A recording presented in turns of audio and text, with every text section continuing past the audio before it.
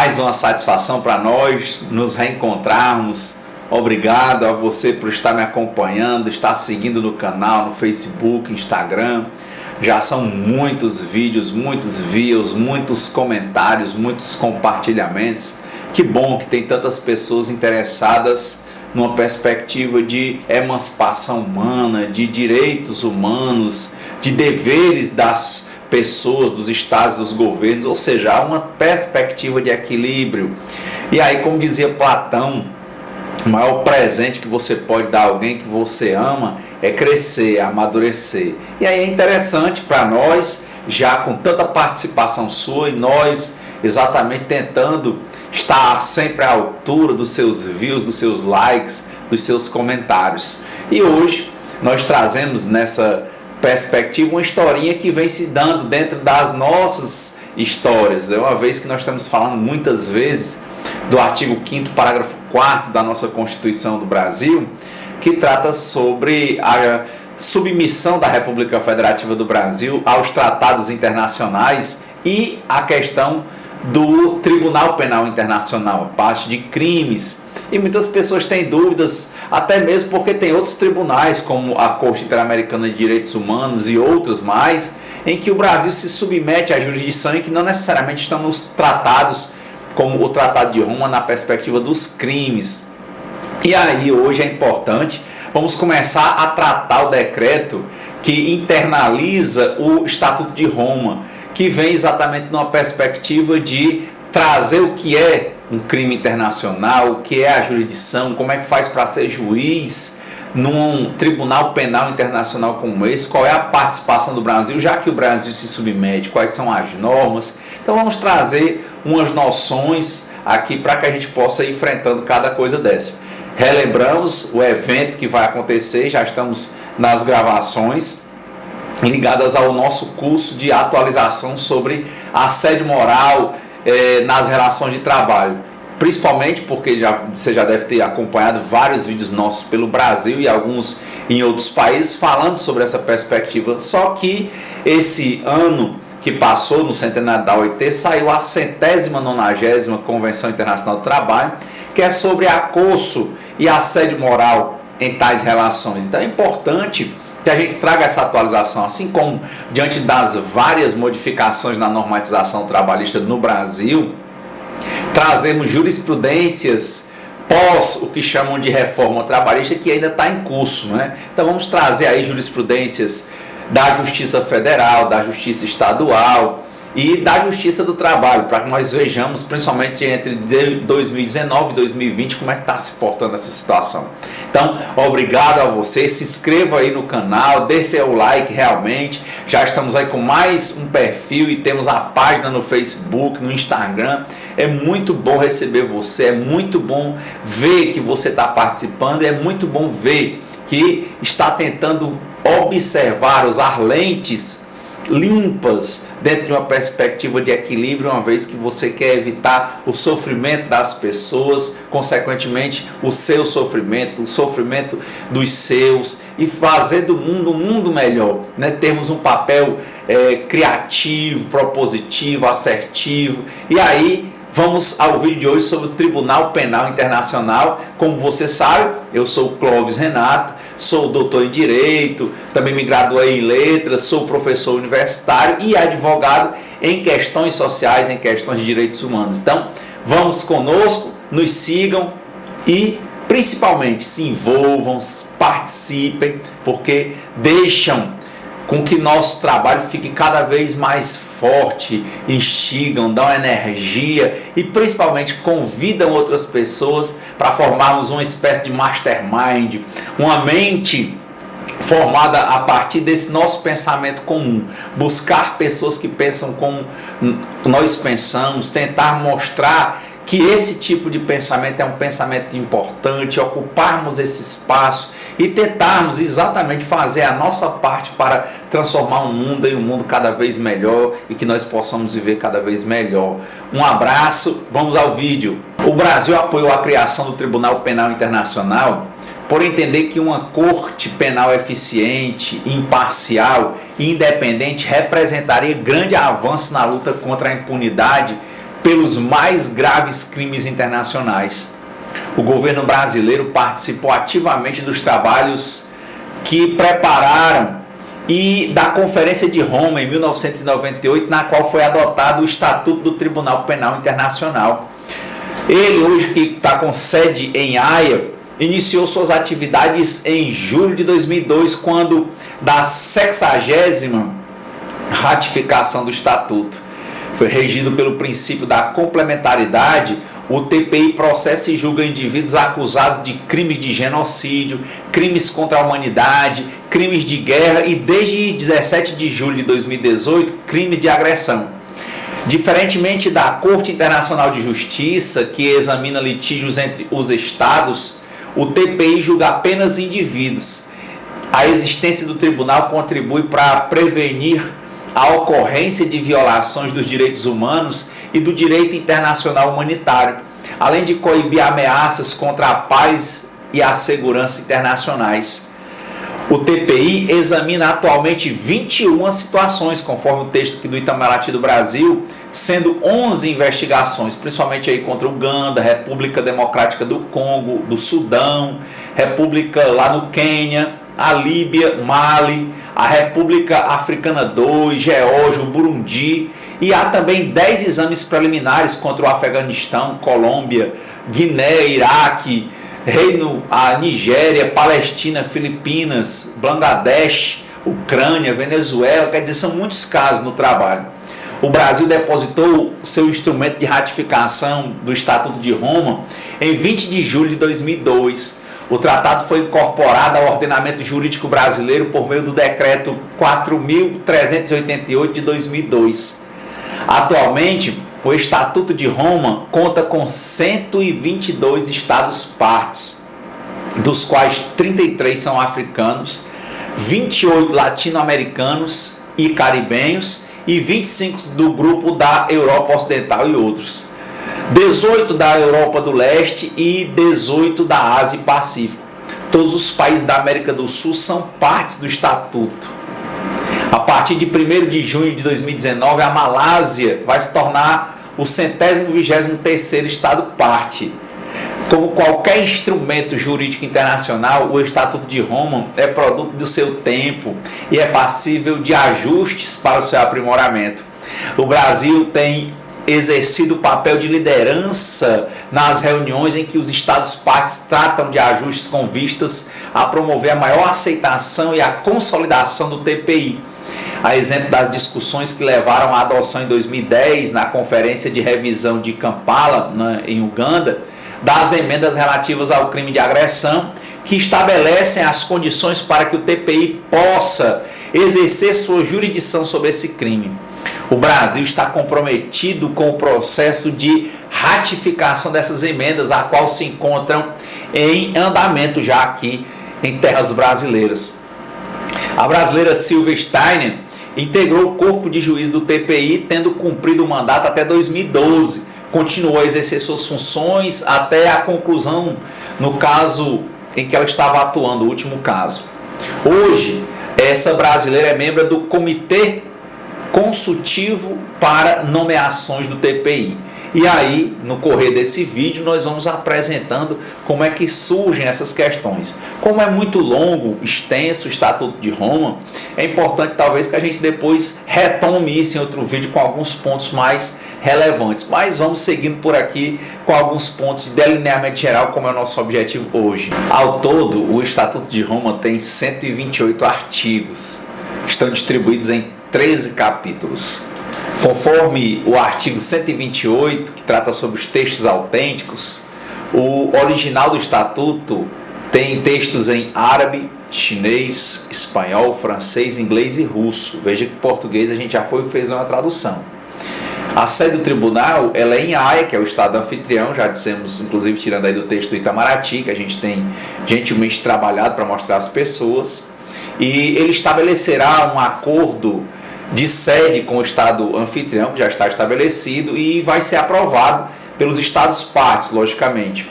E também, sempre que entender conveniente, o Tribunal Penal Internacional poderá funcionar em outro local nos termos do Estatuto de Roma, que a gente vai ver isso no correr desse vídeo para a gente começar a apresentar cada ponto. A nível de Brasil, o decreto 4.388, de 25 de setembro de 2002, em que o presidente da República, no uso das suas atribuições, conferidas pelo artigo 84, inciso 8º da Constituição, e considerando que o Congresso Nacional aprovou o texto do Estatuto de Roma, do Tribunal Penal Internacional, por meio do Decreto Legislativo número 112, de 6 de junho de 2002, e considerando que o ato internacional entrou em vigor internacionalmente em 1º de julho de 2002 e passou a vigorar para o Brasil em 1º de setembro de 2002, nos termos do seu artigo 126, o presidente fez a conclusão do processo de internalização, de modo que dispôs que o Estatuto de Roma, do Tribunal Penal Internacional, apenso por cópia ao decreto, será executado e cumprido tão inteiramente como nele se contém, ou seja, não há ressalvas, um ponto importante. São sujeitos à aprovação do Congresso Nacional quaisquer atos que possam resultar em revisão do referido acordo, assim como quaisquer ajustes complementares que, nos termos do artigo 49, inciso 1 da nossa Constituição, acarretem encargos ou compromissos gravosos ao patrimônio nacional. Ou seja, esse decreto ratifica o Estatuto de Roma na íntegra e eventuais atualizações devem passar por nova autorização. Isso é importante, não é? Então, lá no preâmbulo do Estatuto de Roma, dispõe que os Estados partes do presente Estatuto, conscientes de que todos os povos estão unidos por laços comuns e de que suas culturas foram construídas sobre uma herança que partilham, e preocupados com o fato deste delicado mosaico poder vir a quebrar-se a qualquer instante, tendo presente que no decurso deste século, milhões de crianças, homens e mulheres têm sido vítimas de atrocidades inimagináveis que chocam profundamente a consciência da humanidade, reconhecendo que crimes de uma tal gravidade constituem uma ameaça à paz, à segurança e ao bem-estar da humanidade, afirmando que os crimes de maior gravidade que afetam a comunidade internacional no seu conjunto não devem ficar impunes e que a sua repressão deve ser efetivamente assegurada através da adoção de medidas em nível nacional e do reforço da cooperação internacional.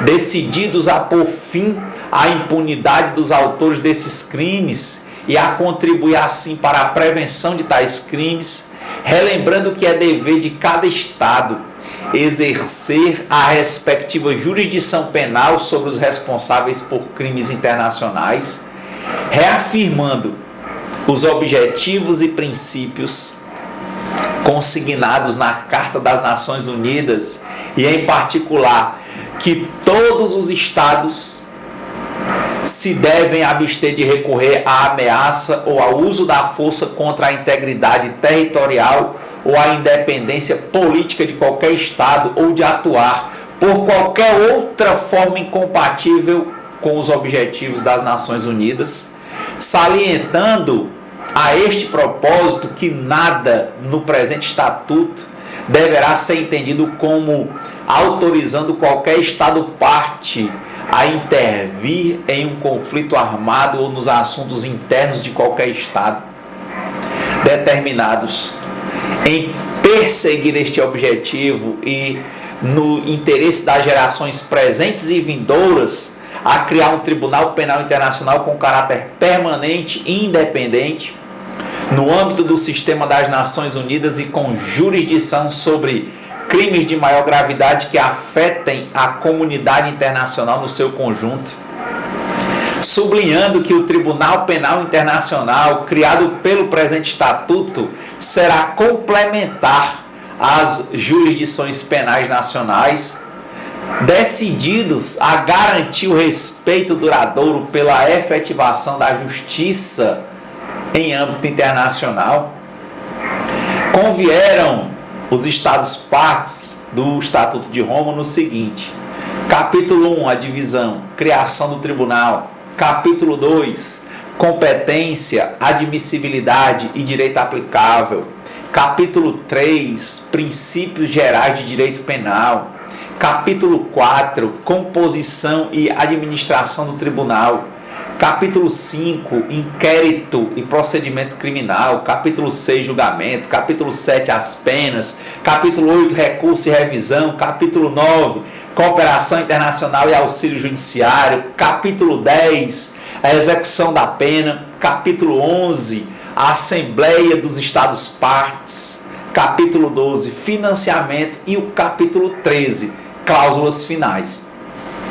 Você deve estar se perguntando sobre o custeio do Tribunal Penal Internacional. E lá no próprio Estatuto de Roma, no artigo 115, também repetido aqui no nosso decreto, diz que os fundos do Tribunal e da Assembleia dos Estados Partes, as despesas do Tribunal e da Assembleia dos Estados Partes, incluindo a sua mesa e os seus órgãos subsidiários, inscritos no orçamento aprovado pela Assembleia dos Estados Partes, serão financiados pelas cotas dos Estados Partes. Lembremos que o Brasil contribui anualmente, inclusive com a ONU, em torno de 40 milhões de dólares. B, pelos fundos provenientes da Organização das Nações Unidas, sujeitos à aprovação da Assembleia Geral, nomeadamente no que diz respeito às despesas relativas a questões remetidas para o Tribunal pelo Conselho de Segurança. Ainda no Estatuto de Roma, no texto da tradução do nosso decreto aqui no Brasil, o artigo 116 trata sobre contribuições voluntárias. Logicamente que é sem prejuízo do que foi disposto no 115, que é a contribuição de cada Estado parte, né? E diz que o tribunal poderá receber, utilizar a título de fundos adicionais as contribuições voluntárias dos governos, das organizações internacionais, dos particulares, das empresas e demais entidades, de acordo com os critérios estabelecidos pela Assembleia dos Estados Partes nessa matéria. Já lá, no artigo 117, trata sobre o cálculo das cotas, de modo que as cotas dos Estados Partes serão calculadas em conformidade com uma tabela de cotas que tenha sido acordada com base na tabela adotada pela ONU para o seu orçamento ordinário e adaptada de harmonia com os princípios nos quais se baseia a tabela da ONU. Como dissemos, repisamos, o Brasil contribui em torno de 40 milhões de dólares por ano para a ONU. Lá nos poderes do TPI, diz o artigo 4º do Estatuto de Roma, que o regime jurídico e poder do tribunal, no inciso 1, diz que o TPI terá personalidade jurídica internacional, possuirá igualmente a capacidade jurídica necessária ao desempenho das suas funções e à persecução dos seus objetivos. No item 2, que o TPI poderá exercer os seus poderes e funções nos termos do presente Estatuto de Roma, no território de qualquer Estado parte e por acordo especial no território de qualquer outro Estado. Então é importante já termos essas previsões para a gente começar a entender os delineamentos do Tribunal Penal Internacional conforme o nosso decreto, que traduziu, vimos que não está nos textos originais, e vem uma perspectiva aí do português dentro do próprio texto imperativo, cogente, né, aqui do nosso decreto brasileiro, com a tradução do Estatuto, que nós estamos vendo aqui alguns artigos que nós achamos importante ver a literalidade de cada coisa para que a gente possa melhor refletir. Outro ponto importante para a gente pensar aqui a nível do TPI é a competência. Lá no artigo 5º do Estatuto de Roma, os crimes da competência do tribunal são exatamente ligados ao que está disposto lá, o que foi acordado. A competência do TPI vai se restringir aos crimes mais graves que afetam a comunidade internacional no seu conjunto. Nos termos do presente estatuto, o tribunal terá competência para julgar crimes como genocídio, crimes contra a humanidade. O Brasil tem um problema com o caso da lei de anistia, crimes de guerra, crime de agressão. Esses 4 tipos de crime. O TPI poderá exercer a sua competência em relação ao crime de agressão, desde que, nos termos do artigo 121 e 123 do Estatuto de Roma, seja aprovada uma disposição em que se defina o crime e que se enunciem as condições em que o TPI terá competência relativamente ao crime.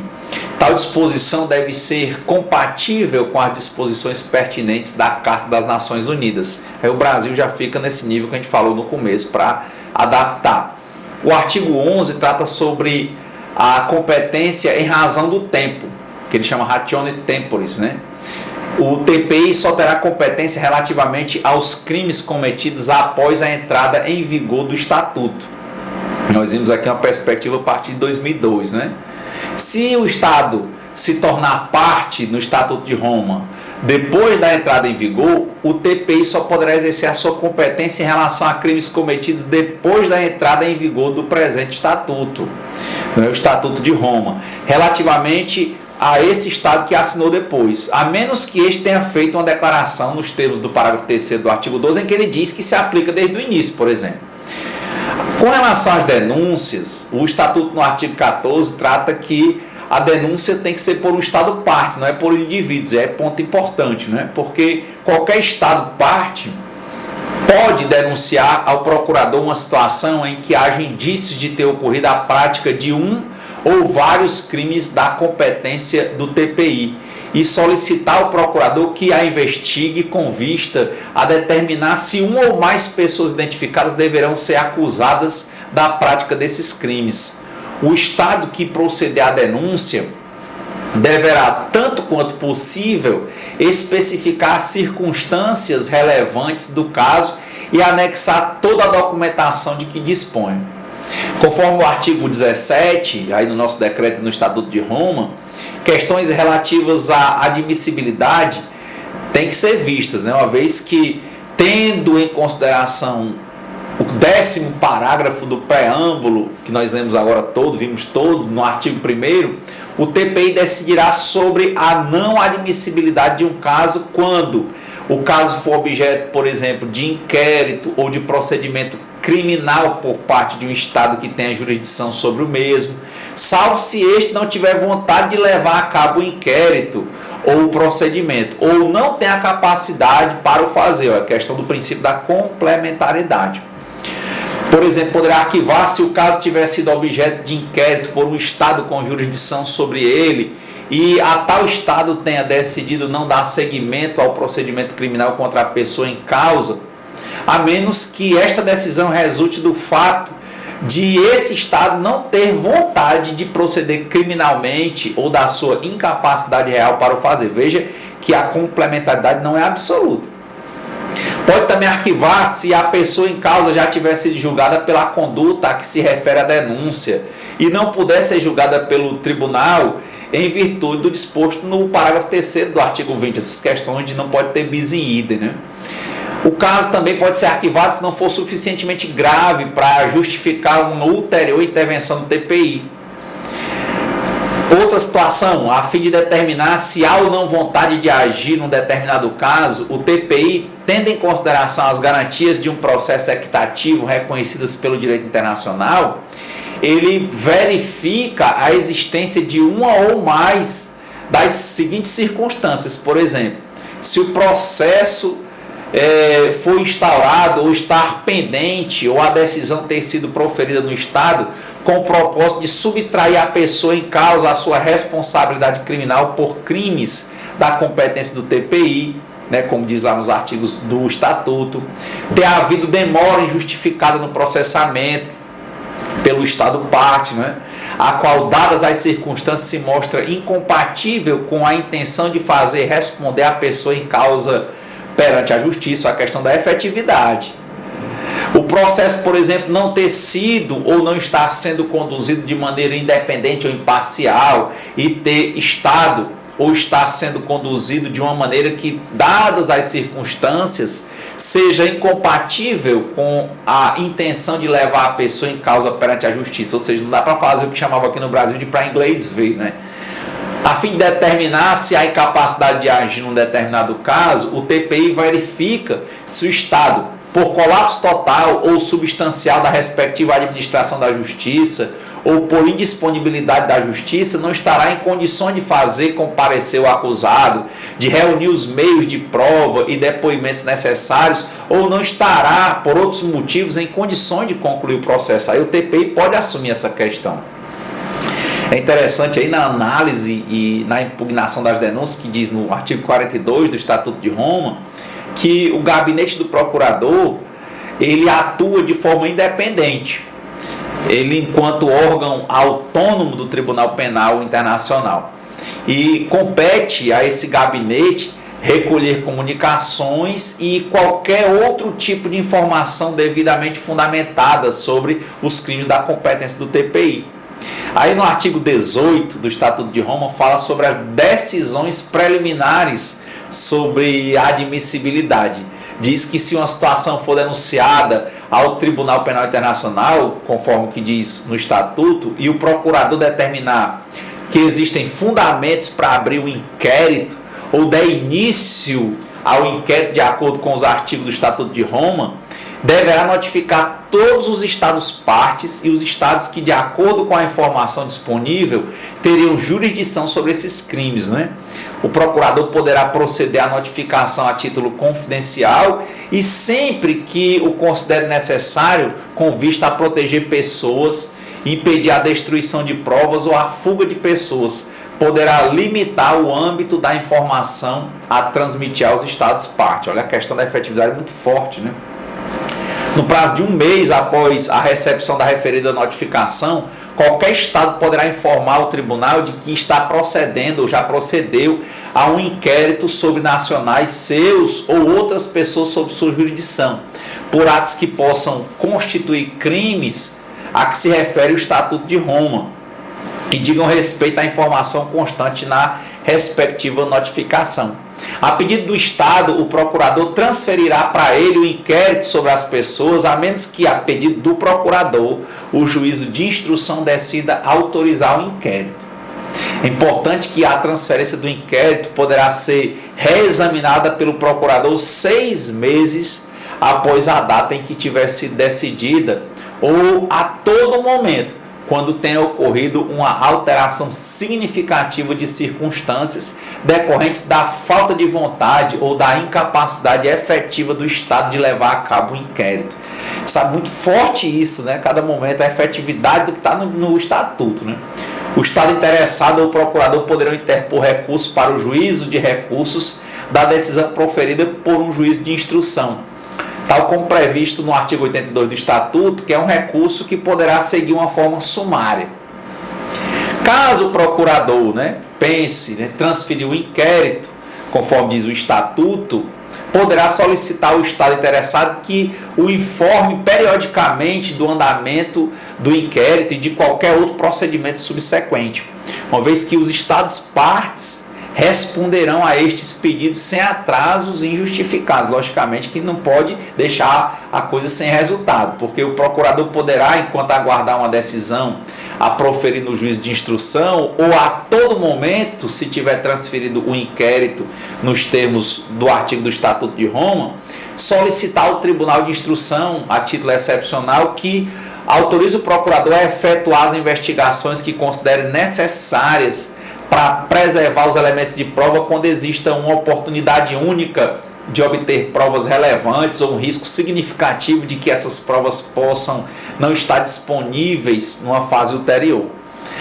O Estado que tenha recorrido de uma decisão do juiz de instrução, nos termos do Estatuto de Roma, poderá impugnar a admissibilidade de um caso, também conforme aí um dos artigos, que é o artigo 19 do Estatuto, invocando fatos novos, relevantes ou uma alteração significativa de circunstâncias. É importante aí que essa impugnação também é disposta lá do Estatuto de Roma sobre a jurisdição na admissibilidade do caso, que diz exatamente que o tribunal deverá certificar-se de que detém jurisdição sobre todos os casos que lhe sejam submetidos. Lógico, é a admissibilidade. O TPI pode pronunciar-se de ofício sobre essa admissibilidade do caso, conforme diz o Estatuto de Roma. Poderão impugnar a admissibilidade do caso por motivos também aí que estão aí no artigo 17 do Estatuto, ou impugnar a jurisdição do tribunal, tanto o acusado ou a pessoa contra a qual tenha sido emitido um mandado ou ordem de detenção ou de comparecimento. Pode também impugnar um Estado que detenha o poder de jurisdição sobre um caso pelo fato de o estar investigando ou julgando, ou por já ter feito antes, né, a questão da complementaridade, ou um Estado cuja aceitação da competência do tribunal seja exigida de acordo com o Estatuto de Roma, não é? Nesses casos de impugnação, o procurador poderá solicitar ao tribunal que se pronuncie sobre as questões de jurisdição ou admissibilidade, uma vez que ele já tinha feito uma, né? Nas ações relativas à jurisdição ou admissibilidade, aqueles que tiverem denunciado um caso, bem como as vítimas, poderão também apresentar as suas observações ao tribunal. Veja que o Estado só pode denunciar, mas os outros podem mandar informações e o procurador pode tomar para si. A admissibilidade de um caso, a jurisdição do tribunal, só poderão ser impugnadas uma única vez por qualquer pessoa ou Estado a que se faz referência aí no Estatuto. A impugnação deverá ser feita antes do julgamento ou no início do julgamento. Em circunstâncias excepcionais, o tribunal poderá autorizar a impugnação para que se faça mais de uma vez ou depois do início do julgamento. As impugnações à admissibilidade de um caso feitas no início do julgamento ou posteriormente com a autorização do tribunal só poderão fundamentar-se no que está aí disposto, principalmente no artigo 17 do Estatuto. Os estados que vão fazer essa impugnação, por exemplo, deverão deduzir tudo que eles têm a dizer logo que possível, né? Não precluir, mas tem que fazer o quanto antes. Antes da confirmação da acusação, a impugnação da admissibilidade de um caso ou da jurisdição do TPI será submetida ao juiz de instrução e, após a confirmação, ao juiz de julgamento em primeira instância. Das decisões relativas à jurisdição ou à admissibilidade, caberá recurso para o juiz de recursos. E aí tem o artigo 82 do Estatuto que quem for processar é importante dar uma lida. Se a impugnação for feita pelo Estatuto,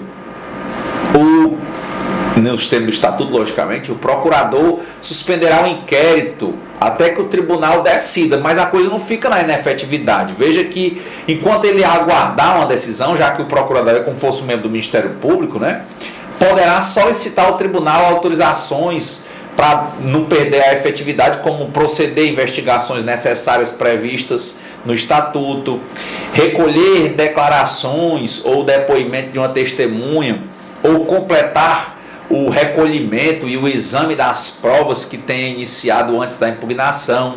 Poderá impedir, em colaboração com os estados interessados, a fuga de pessoas em relação às quais já tenha solicitado um mandado de detenção. Também dentro das medidas, por exemplo, aí vem as perspectivas a nível de impugnação, né? Porque a impugnação não afetará a validade de nenhum ato realizado pelo procurador, nem de nenhuma decisão ou mandado anteriormente emitido pelo tribunal.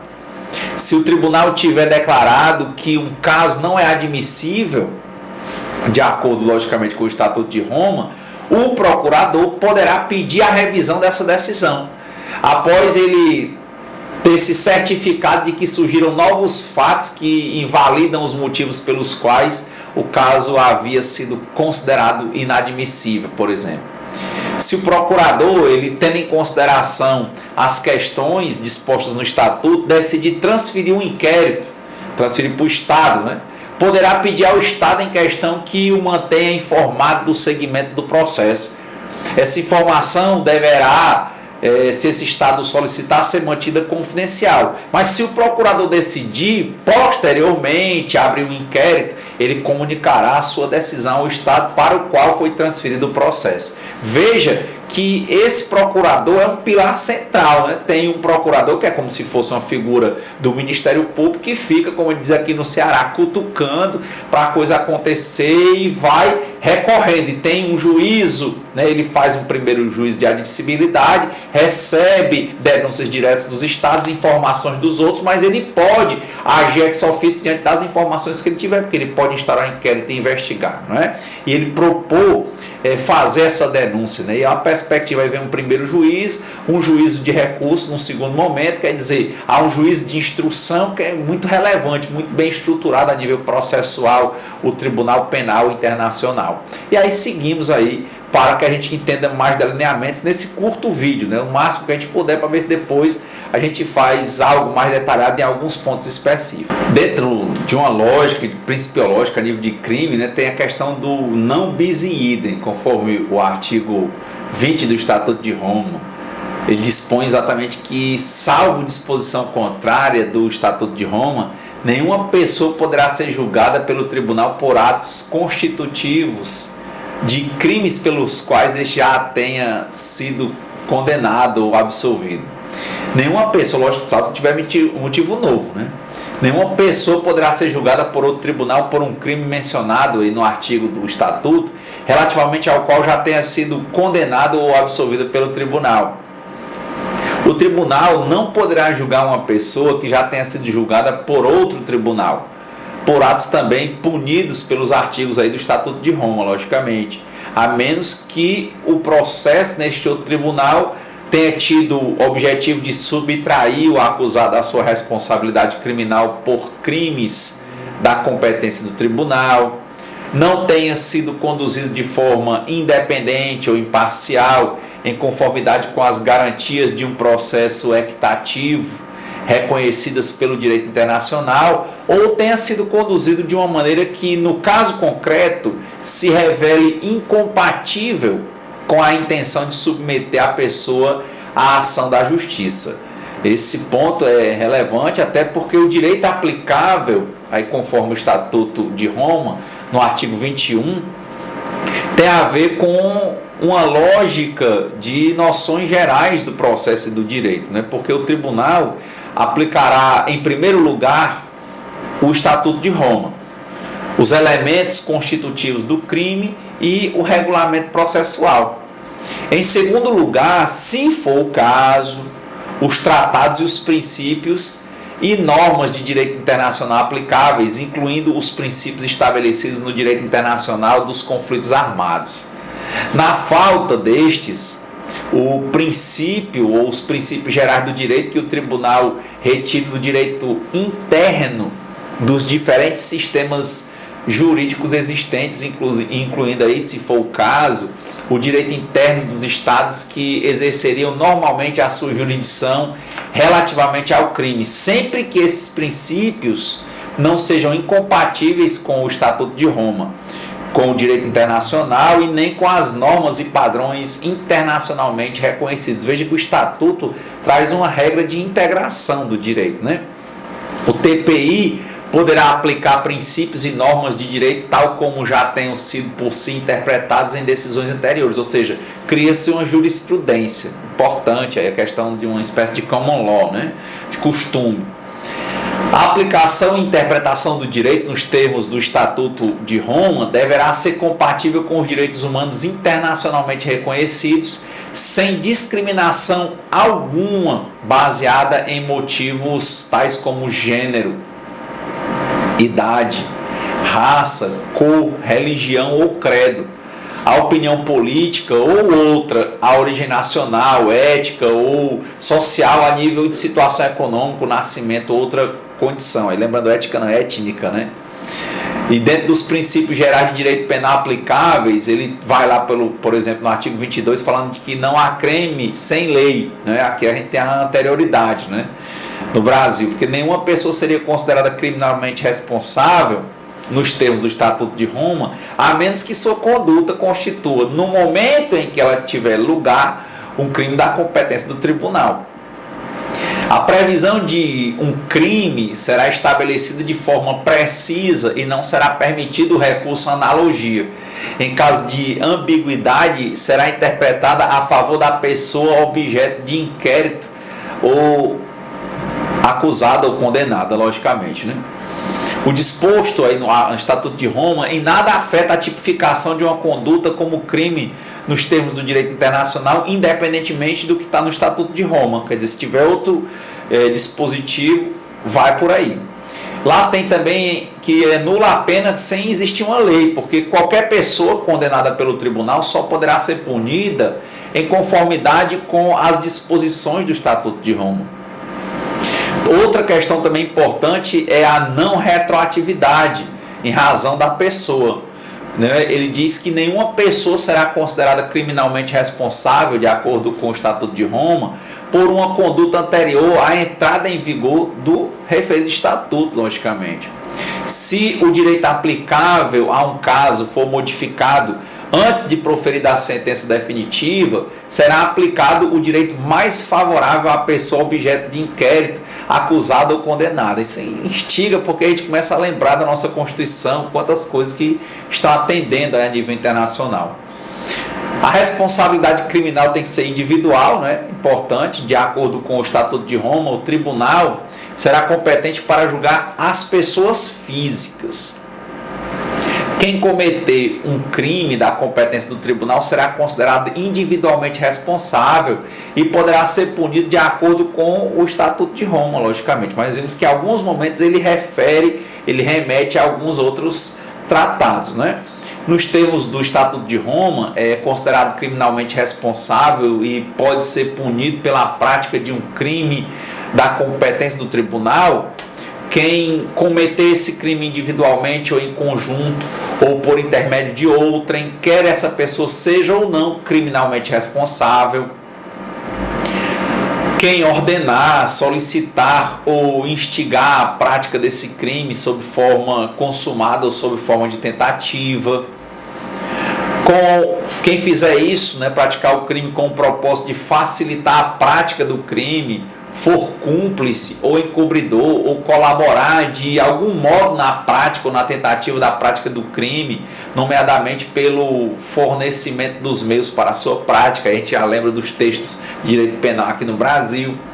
Quem contribuir de alguma forma para a prática ou tentativa de prática do crime por um grupo de pessoas que tem um objetivo comum, essa contribuição deverá ser intencional e ocorrer conforme o caso, né? Quem, por exemplo, com o propósito de levar a cabo a atividade ou objetivo criminal do grupo, quando um ou outro impliquem a prática de um crime da competência do Tribunal Penal Internacional. Quem, por exemplo, com o conhecimento da intenção do grupo de cometer o crime, no caso de crime de genocídio, incitar direta ou publicamente a sua prática, tentar cometer o crime mediante atos que contribuam substancialmente para a sua execução, ainda que não se venha a consumar devido às circunstâncias alheias à sua vontade. Porém, quem desistir da prática do crime ou impedir de outra forma que esse se consuma, não poderá ser punido em conformidade com o Estatuto de Roma pela tentativa, né? Se renunciar total e voluntariamente ao propósito delituoso. Lembrando aqui de arrependimento eficaz. Outro, né, o disposto no Estatuto sobre a responsabilidade criminal das pessoas físicas em nada afetará a responsabilidade do Estado de acordo com o direito internacional, logicamente. E aí vemos aí que bate muito, né, no sentido de bater, de estar em conformidade muitas coisas do direito brasileiro. Aí os colegas penalistas, as pessoas que estão passando por situações difíceis, né, está vendo que essas normas não são normas do governo brasileiro, do direito brasileiro, mas de um sistema de direitos humanos, né, que o processo, devido ao processo legal, é um direito humano. E aí está aí, logicamente, também replicado no direito internacional e na jurisdição do Tribunal Penal Internacional. E já chegando aos finalmente, né, essa questão da irrelevância da qualidade oficial. O Estatuto de Roma, ele é aplicável de forma igual a todas as pessoas sem distinção alguma, baseada na qualidade oficial. Em particular, a qualidade oficial de chefe de Estado ou de governo, de membro de governo ou do parlamento, de representante eleito ou de funcionário público, em caso algum, eximirá a pessoa em causa de responsabilidade criminal nos termos do Estatuto de Roma, nem constituirá esse motivo para redução de pena, né? Isso não vai valer para nada, né, nessa perspectiva, porque as imunidades ou normas de procedimentos especiais decorrentes da qualidade oficial de uma pessoa, nos termos do direito interno ou do direito internacional, não deverão obstar que o Tribunal Penal Internacional exerça sua jurisdição sobre essa pessoa. Veja, crime contra a humanidade em muitas perspectivas, né? A responsabilidade dos chefes militares e outros superiores hierárquicos, além de outras fontes de responsabilidades criminal previstas no Estatuto de Roma por crimes da competência do tribunal, por exemplo, o chefe militar, a pessoa que atue efetivamente como chefe militar, ele será criminalmente responsável por crimes da competência do TPI que tenham sido cometidos por forças sob o seu comando e controle. Esse controle a nível efetivo ou sob a sua autoridade e controle efetivos conforme o caso.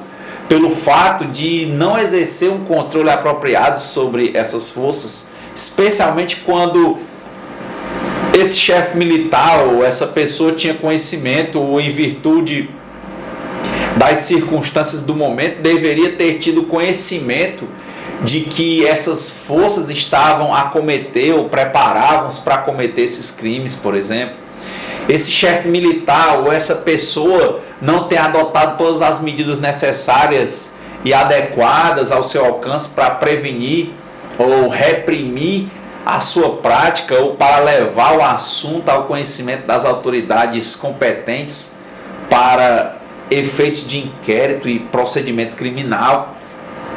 Nas relações entre superiores hierárquicos e subordinados, o superior, por exemplo, hierárquico, será criminalmente responsável pelos crimes de competência do TPI que tiverem sido cometidos por subordinados sob a sua autoridade e controle efetivos, pelo fato de não ter exercido o controle apropriado sobre esses subordinados, especialmente quando o superior hierárquico teve o conhecimento ou deliberadamente não levou em consideração a informação que indicava claramente que os subordinados estavam a cometer ou se preparavam para cometer esses crimes.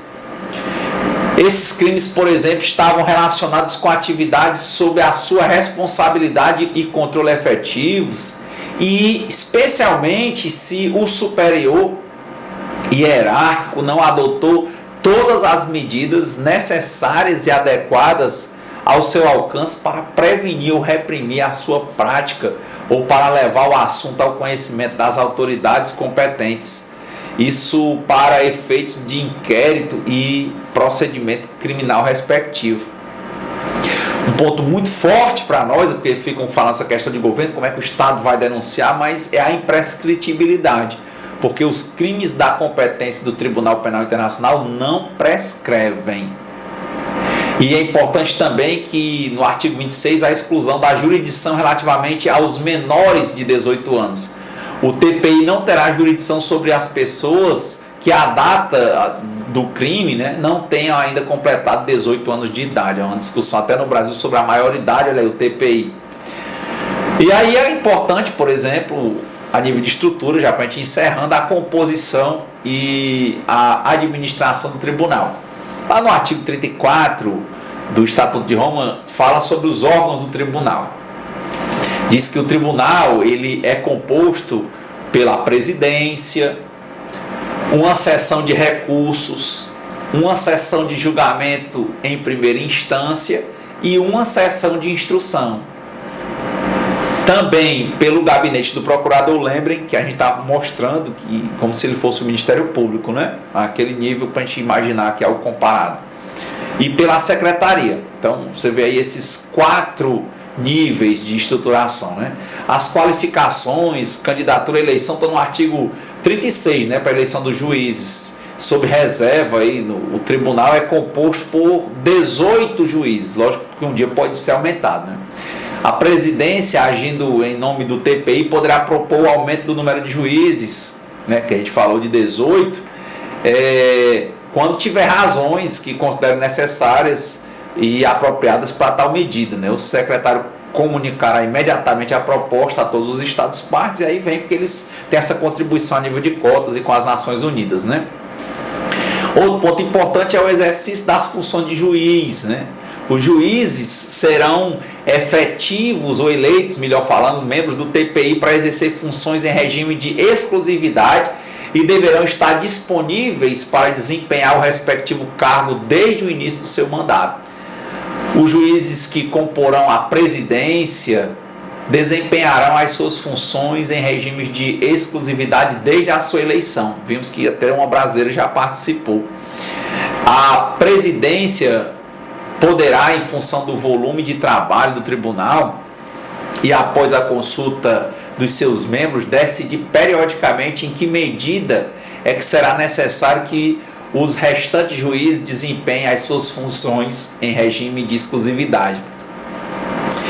Essas decisões não prejudicarão o que está aí disposto nos outros artigos do Estatuto, né? Os artigos de ordem financeira relativos aos juízes que não tenham de exercer os respectivos cargos em regime de exclusividade serão adotados em conformidade com o que dispõe aí o artigo 49 do Estatuto, que é importante para quem vai participando entender mais e melhor.